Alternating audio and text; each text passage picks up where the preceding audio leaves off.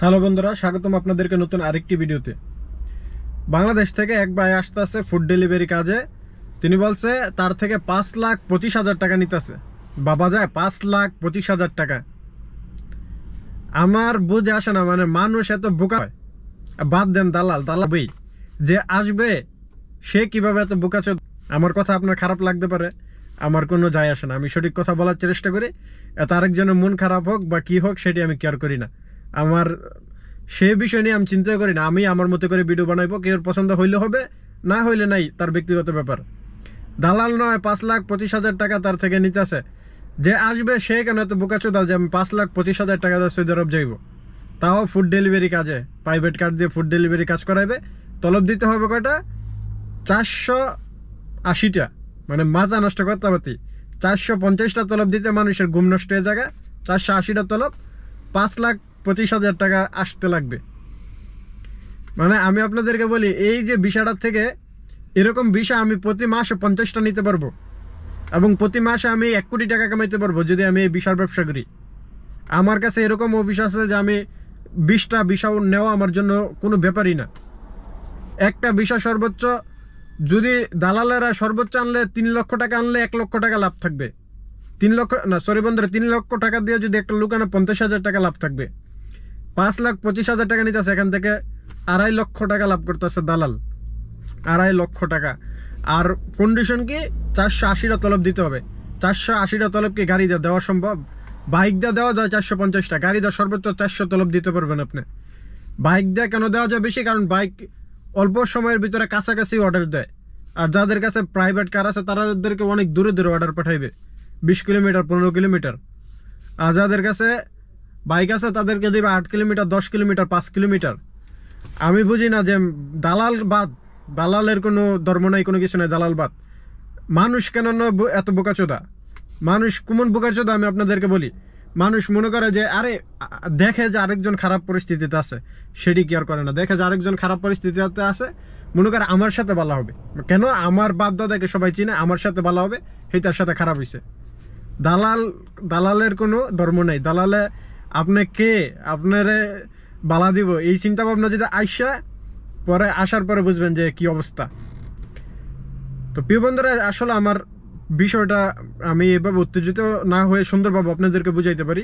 বিষয়টা হচ্ছে, আমি আসলে কমেন্টটা দেখে আমি উত্তেজিত হয়ে গেছি যে 5,25,000 টাকা ফুড ডেলিভারি কোম্পানি সর্বোচ্চ আসতে গেলে 3 লক্ষ টাকা এনাফ।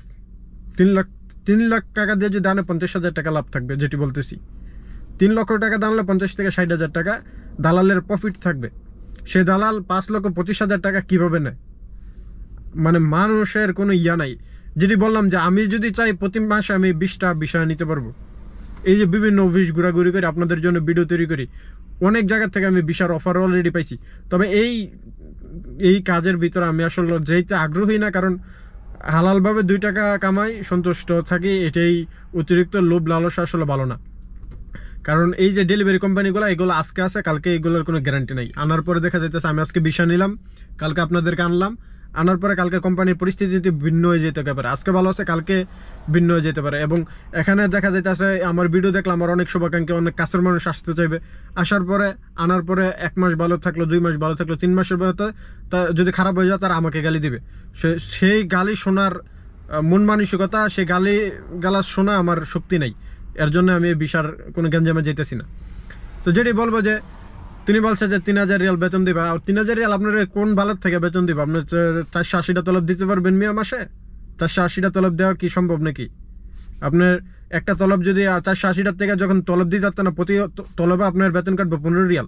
আপনি 3,000 টাকা বেতন দিবে, আপনি মনে করেন যে 480টা তলব তো আপনি দিতেই পারতেন না। 480টা তলব দিতে গেলে আপনার কাজ করতে হবে 20 ঘন্টা। পারবেন নি 20 ঘন্টা কাজ করতে? 20 ঘন্টা গাড়ি চালাইতে পারবেন নি না ঘুমাইয়া? বিষয়টি আপনারা চিন্তা ভাবনা করে আসেন, যার ব্যক্তিগত ব্যাপার স্যাপার চিন্তা ভাবনা করে বুঝে শুনে আসবেন। বিষয় এরকম না যে আমার এখানে আসতে হবে, আরও বিষয় আছে। তারা মনে করে আরে জায়গা কন্ডিশন না বুঝা ঠাস করে পরে 400টা তলব করে লোক আনতেছে। মনে হয় শত শত কোম্পানি আমি দেখছি যে 400 অর্ডার দিতে হবে মাসে, বেতন 3,000 রিয়াল। তারপর হচ্ছে এই হিসাবে লোক আনতেছে 3000 রিয়াল বা 2500 রিয়াল বেতন আনতেছে, এবং 3000 রিয়ালের ভিতরে আপনারা আবার দেখবেন যে তেলের টাকা কাটবো, এই টাকা কাটবো, সেই টাকা কাটবো। সো এইগুলার থেকে না করে আপনারা একবারে সরাসরি কোম্পানির ভিসাতে আসেন, কোনো এই দালাল মালাল বাদ দিয়া নিজস্ব কোনো লোকের মাধ্যমে ভিসা নেন, পরিচিত কোনো লোকের মাধ্যমে ভিসা নেন। যদি আপনার সৌদি আরব কোনো আত্মীয় স্বজন থাকে, আত্মীয় স্বজনকে বলেন একটি ভিসা ম্যানেজ করার জন্য। আর যদি ড্রাইভিং জানেন সেক্ষেত্রে আপনারা আমেল আইডি ভিসা, ফ্রি ভিসাতে আসেন, আইসা ট্রান্সফার করেন, কোনো অসুবিধা নেই সরাসরি ভিসা না পেলে। আর এই সমস্ত থাটকাতি দালালের থেকে বড় খারাপ মানুষ হচ্ছে আপনি। দালাল খারাপ না, খারাপ হচ্ছে আপনি। আপনি বুঝা নিজের পর নিজে কুড়াল মেরে আইতেছেন, দালালের আইয়া দোষ দিবেন না।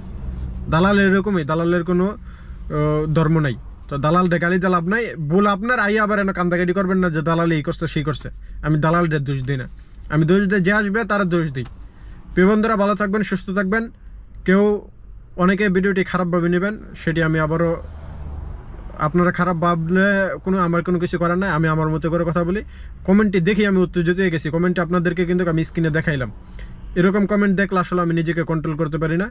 আল্লাহ হাফেজ, ভালো থাকবেন, সুস্থ থাকবেন। খুব শীঘ্রই আপনাদের সাথে দেখা হবে নতুন আরেকটি ভিডিওতে।